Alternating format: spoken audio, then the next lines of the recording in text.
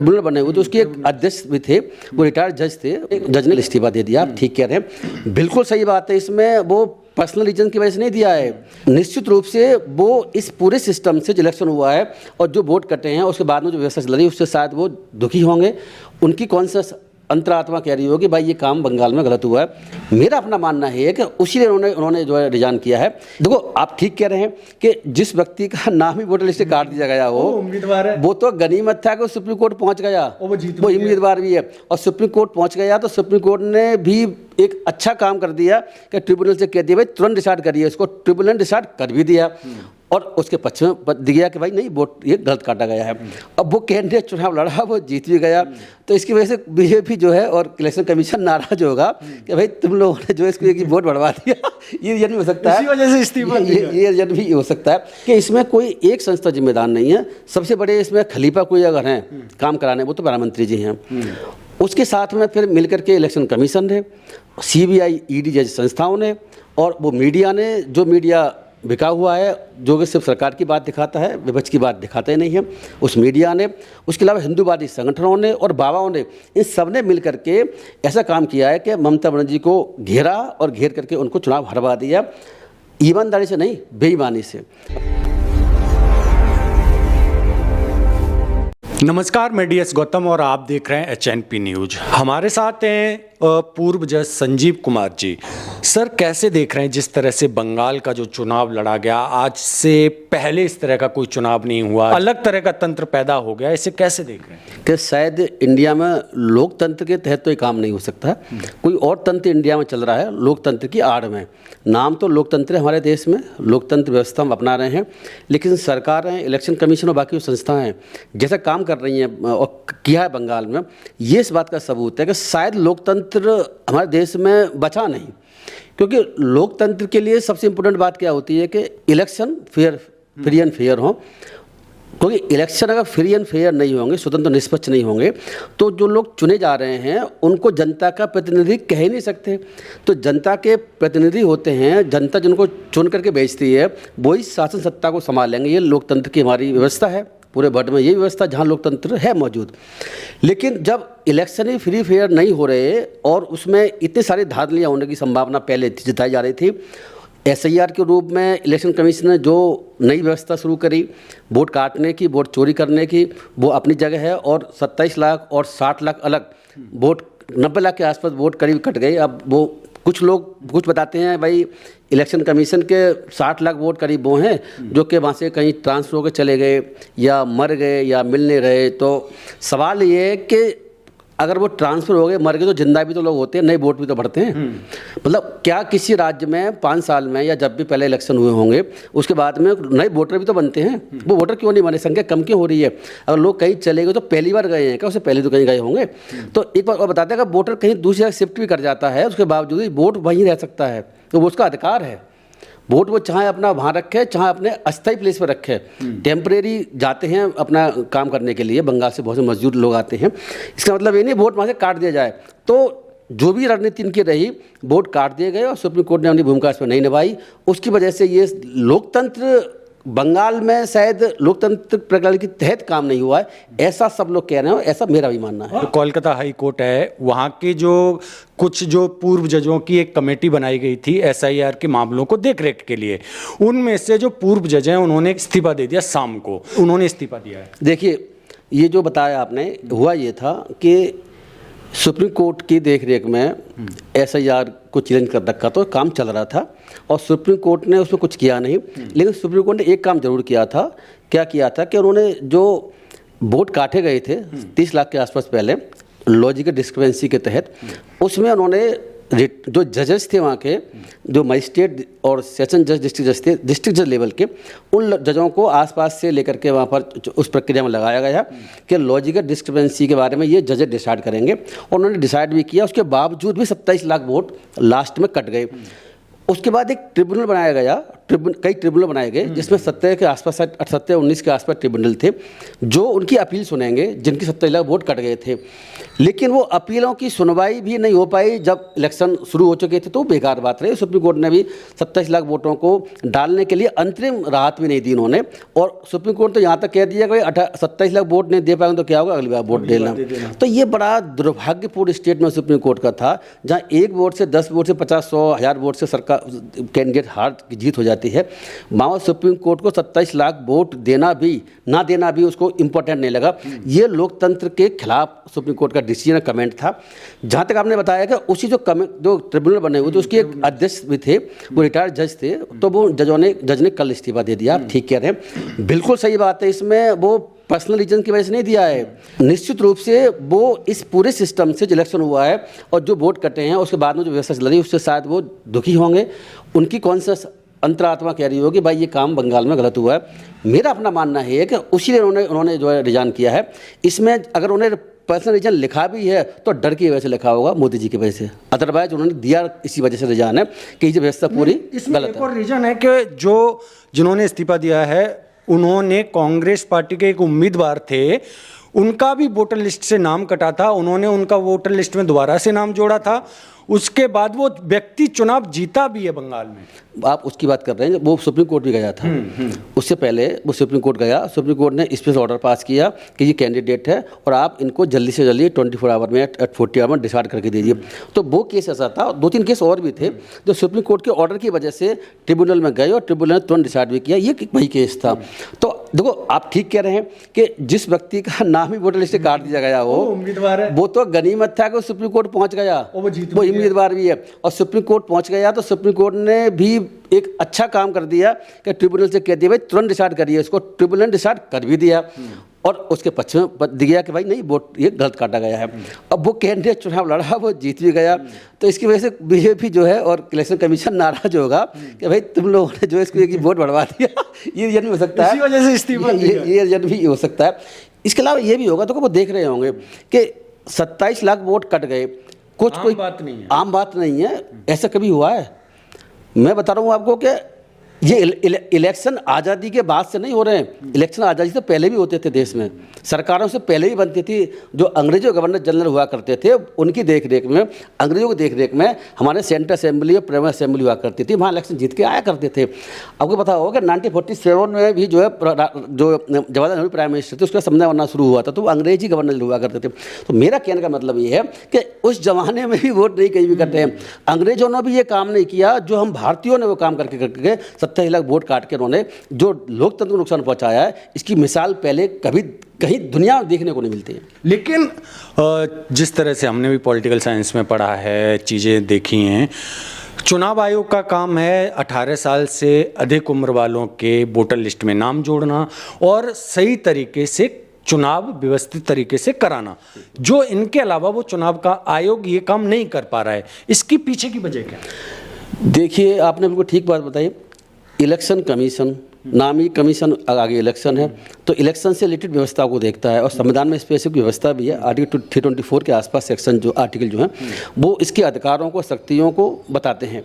तो मेन काम इसका है यही, जैसे आपने बताया कि वोटर लिस्ट को तैयार करना, ईमानदारी के साथ में सही वोटर लिस्ट तैयार करना, उसके बेसिस पे फिर आगे चुनाव कराना। और चुनाव कैसे कराना? स्वतंत्र और निष्पक्ष कराना। दबाव में डरा धमका करके कोई ऐसा कुछ ना कर पाए, ऐसी व्यवस्था करना इलेक्शन कमीशन की ड्यूटी है। और इलेक्शन कमीशन को हमारे संविधान के तहत इलेक्शन कमिश्नर को बता रहा हूँ मैं आपको, जो तीनों कमिश्नर होते हैं उनको इतनी शक्तियाँ दे रखी हैं और इतनी उन्मुक्ति है उनको कि उनको हटाने के लिए, आपको पता क्या व्यवस्था है? उनको हटाने की व्यवस्था वो है जो सुप्रीम कोर्ट जजों को हटाने की व्यवस्था है। तो ये तो कॉन्स्टिट्यूशनल बॉडी है, कॉन्स्टिट्यूशनल बॉडी है। तो कौन सी बॉडी तो और भी होती हैं, लेकिन उनकी हटाने की व्यवस्था वो नहीं होती। तो लेकिन इनके हटाने के लिए नियम कड़े रखे गए हैं, वो इसी रखे गए हैं कि इलेक्शन कमीशन फेयरली काम करे और वो किसी के दबाव में काम नहीं करे। लेकिन यहाँ पर जो हुआ है SIR के रूप में इलेक्शन कमीशनर जो जानबूझ के वोट कटवाए हैं, भारतीय जनता पार्टी और जो प्रधानमंत्री मोदी जी हैं उनकी सह पर ये काम हुआ है। मैं तो उसके षड्यंत्र का एक हिस्सा मानता हूँ। मेरे अपने विचार ये हैं कि इसमें कोई एक संस्था जिम्मेदार नहीं है। सबसे बड़े इसमें खलीफा कोई अगर हैं काम कराने, वो तो प्रधानमंत्री जी हैं। उसके साथ में फिर मिलकर के इलेक्शन कमीशन है, CBI ED जैसी संस्थाओं ने और वो मीडिया ने, जो मीडिया बिका हुआ है, जो कि सिर्फ सरकार की बात दिखाता है, विपक्ष की बात दिखाता ही नहीं है। उस मीडिया ने, उसके अलावा हिंदूवादी संगठनों ने और बाबाओं ने, इन सब ने मिल करके ऐसा काम किया है कि ममता बनर्जी को घेरा और घेर करके उनको चुनाव हरवा दिया। ईमानदारी से नहीं, बेईमानी से। मतलब एक तो ये है कि स्वतंत्र निष्पक्ष चुनाव होते तो निश्चित रूप से ममता में जीतने की संभावना थी। ऐसा कोई सूरत नहीं थी कि बीजेपी इतनी सीटें लेकर के आ जाए, ऐसा लोगों को लग रहा था।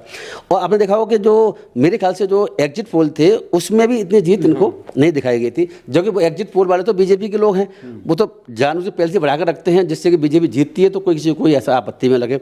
तो देखिए, इसमें इलेक्शन कमीशन और बाकी संस्थाओं ने जिस तरीके से भूमिका निभाई है उसी वजह से काम हुआ है। इलेक्शन बिल्कुल फेयर नहीं है। और मैं आगे एक बात बता दूं कि सुप्रीम कोर्ट ने अपनी भूमिका इसमें बिल्कुल भी कतई नहीं निभाई।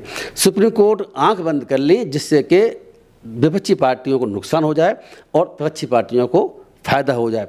इसके लिए मैं 2-3 बात जरूर कहना चाहूँगा आपके चैनल के माध्यम से, भी मैं कहता भी रहा हूँ पहले भी, कि एक तो बंगाल गवर्नमेंट SIR के अगेंस्ट आती है सुप्रीम कोर्ट में, केस चलता रहा, अभी भी चल रहा है, सुप्रीम कोर्ट ने कुछ नहीं किया। ममता बनर्जी चीफ मिनिस्टर होने के बावजूद भी उन्हें पहले से आभास था कि खतरा है, आगे ये इलेक्शन फेयर नहीं हो पाएगा और इलेक्शन कमीशन जो है SI के बहाने से वोटों को काट देगा। तो वो खुद आकर के बहस भी सुप्रीम कोर्ट में करती हैं। सुप्रीम कोर्ट उस पर बावजूद कुछ नहीं करता। आगे जो 27 लाख वोट कट गए तो ये कोशिश हुई कि भाई इनको इंटरिम रूप से दिलवा दीजिए वोट। नहीं, इंटरिम रूप से कर देते हैं, आगे जो भी डिसीजन आएगा फाइनली उसका ट्रिब्यूनल का देखा जाएगा। अब ट्रिब्यूनल का डिसीजन भी फाइनल नहीं होगा, उसके बाद भी हाई कोर्ट सुप्रीम कोर्ट डिट फाइल हो सकती हैं। तो ये प्रक्रिया लंबी थी। ट्रिब्यूनल ने तो काम शुरू करना ही शुरू जब किया है जब इलेक्शन 2-3 दिन पहले, और उसमें भी शायद ट्रिब्यूनल ने काम शुरू नहीं किया, उसमें भी लंबा समय लगता है। 27 लाख वोट कटे हैं, साथ जानकारी में 32 लाख के आसपास पिटीशन फाइल हुई हैं ट्रिब्यूनल्स में। तो इतनी पिटीशन का निपटारा तुरंत नहीं हो सकता, बहुत समय लगेगा। तो कोशिश ये की गई लोगों ने कि भाई आप इंटरिम रूप से ऑर्डर कर दीजिए कि जब तक ये ट्रिब्यूनल डिसाइड नहीं करता है तब तक वोट देने का अधिकार दे दीजिए। सुप्रीम कोर्ट ने वो भी नहीं किया और सुप्रीम कोर्ट तो ये कमेंट कर दिया जस्टिस जोमल बागची जी ने कि भाई 27 लाख वोट कट गए तो क्या होगा, इस बार नहीं दे पाएंगे तो अगली बार दे लेना।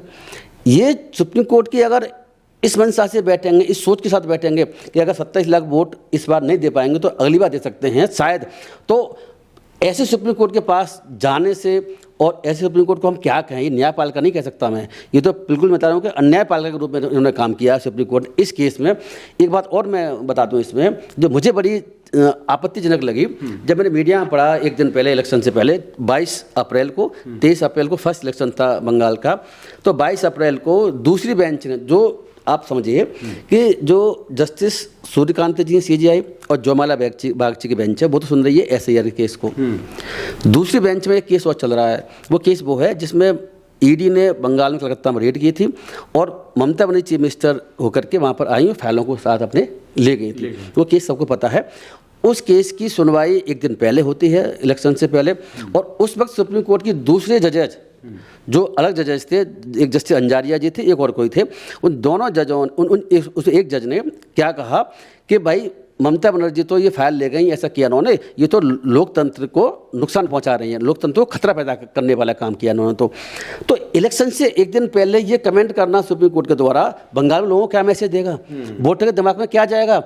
देखो, वोटर को सुबह जाना वोट देने के लिए, सुबह पेपर में पढ़ रहा है, क्या पढ़ रहा है कि सुप्रीम कोर्ट ने आज क्या कह दिया कि तो लोकतंत्र के लिए ये खतरा साबित हो रही है। तो बहुत से लोग ऐसे होते हैं कि जो इन चीज़ों को सुप्रीम कोर्ट को सही समझते हैं और फिर वो ममता बनर्जी को वोट देंगे नहीं।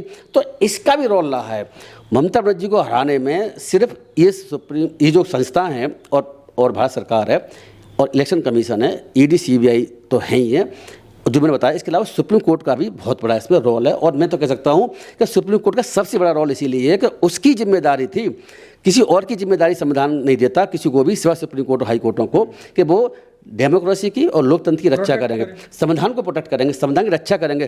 कोई असंवैधानिक काम हो रहा है तो उसे तुरंत रोकेंगे। सुप्रीम कोर्ट पूरी तरीके से फेल हुआ, मैं तो कहूँगा फेल ही नहीं हुआ।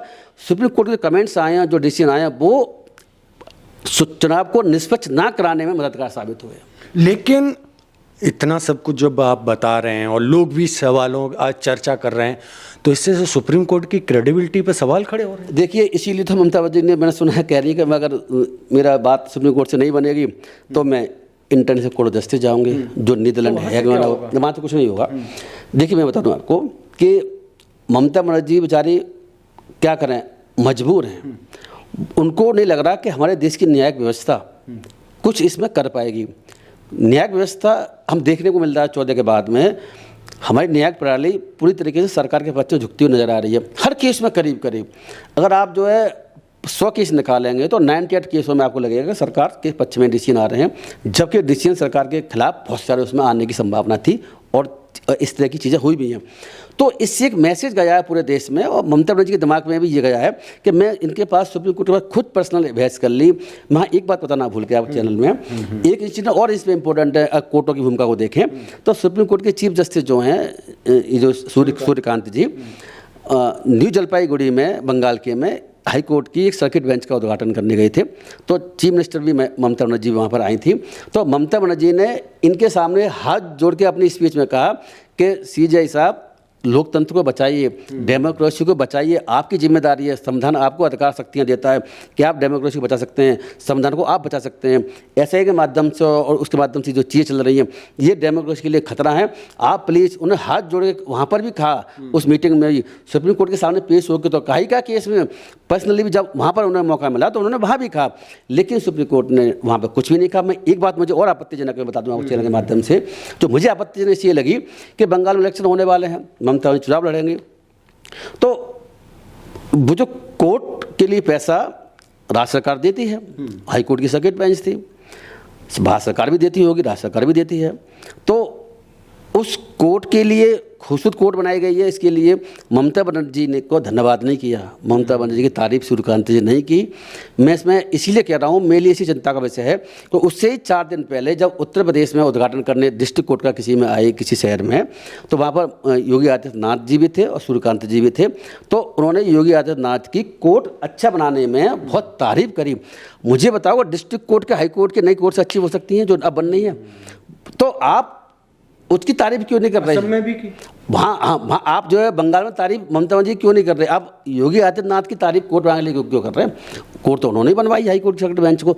तो ये सब चीज़ें ये दिखाती हैं कि जजेज भी फेयरली काम नहीं कर रहे हैं, संविधान के हिसाब से काम नहीं कर रहे हैं, और कहीं ना कहीं दबाव है, ऐसा इंडिकेशन देश को मिल रहा है। जब इतने प्रॉब्लम्स क्रिएट हो रहे हैं तो लोगों के जो राइट हैं वो प्रोटेक्ट कौन करेगा? क्योंकि डॉक्टर बाबा साहब अम्बेडकर ने तो संविधान में सारी पावर कोर्ट को दे रखी है कि कॉन्स्टिट्यूशन की जो रक्षा करेगा वो सुप्रीम कोर्ट करेगा, लेकिन सुप्रीम कोर्ट ही अगर इस तरह की करेगा तो फिर क्या होगा आगे? देखिए, ऐसा है, आप ठीक आपने सवाल पूछा है कि सुप्रीम कोर्ट के ही ऊपर भार था पूरा, संविधान को और लोगों के फंडामेंटल राइट और अलग राइट्स, जितने भी राइट्स हैं उसे बचाने का। तो सुप्रीम कोर्ट सबसे बड़ी कोर्ट है, निजी कोर्ट कुछ भी करती है तो सुप्रीम कोर्ट का लास्ट कोर्ट मानी जाती है हमारे देश में। लेकिन सुप्रीम कोर्ट ये कुछ नहीं करेगी और लोगों का भरोसा खत्म हो जाएगा तो लोग करेंगे क्या, कहाँ जाएंगे? देखो, ऐसा है कि कोर्टें इस बात से डरती हैं कि ऐसा ना हो कभी कि जनता कोर्ट में आना बंदी न कर दे, तो न्यायपालिका का मामला खत्म ही ना हो जाए। क्योंकि जनता, जब लोग परेशान होकर कोर्टों के पास आए, लेकिन अगर जनता को, लोगों को ये लगेगा देश में कि कोर्टों के पास जाने से कोई फ़ायदा नहीं है, हमें न्याय नहीं मिलेगा, तो जनता क्या करेगी? अपने ही हाथ में अपने जो गलत हुआ है उसका डिसीजन करने की कोशिश करेगी, जिसकी लाठी उसकी भैंस कहानी चलेगी। ये व्यवस्था हमारी बहुत गलत है। अगर लोगों ने जाना बंद कर दिया, जैसे केजरीवाल जी ने उस केस में कह दिया कि भाई मैं सूर्यकांत शर्मा जी कोर्ट में नहीं जाऊँगा, मुझे विश्वास नहीं है, सूर्यकांता जी ने अपना रिक्यूजल नहीं किया, उस केस से वापस हटी नहीं। ममता जी बोल रही हैं, अब ममता जी भी कह रही है कि अगर नहीं हुआ तो मैं तो ICJ जाऊँगी। तो ICJ जाने के बाद उनका करना ये दिखाता है कि भारत की न्याय व्यवस्था में हमारे देश की मुख्यमंत्री को भी विश्वास नहीं रहा है। ये छोटी बात नहीं है, बहुत बड़ी बात, ये बहुत बड़ी बात है। अगर एक चीफ मिनिस्टर ये कहे कि हमारे देश की न्याय व्यवस्था में विश्वास नहीं रहा है, वो कहा नहीं है, लेकिन जो कह रही है उसका मतलब यही है। इंटरनेशनल कोर्ट ऑफ जस्टिस जाने का प्रावधान संविधान में कहीं भी नहीं है। सुप्रीम कोर्ट तक आते आते हमारा संविधान बंद हो जाता है, ख़त्म हो जाता है, उसके आगे संविधान कुछ भी नहीं कहता। तो संविधान ये चाहता है कि हमारे देश की न्यायपालिका ही अंतिम रूप से डिसीजन ले, भारत की न्यायपालिका को उसमें कोई योगदान नहीं है।